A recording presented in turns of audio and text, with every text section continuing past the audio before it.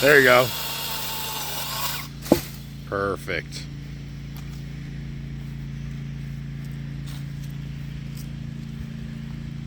You know a perfect way to do that?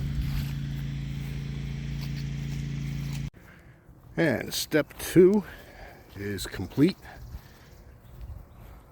I still haven't got a chain for the Echo yet, so we used all the 4-inch and 6-inch chainsaws that I have and took out the rest of the limbs,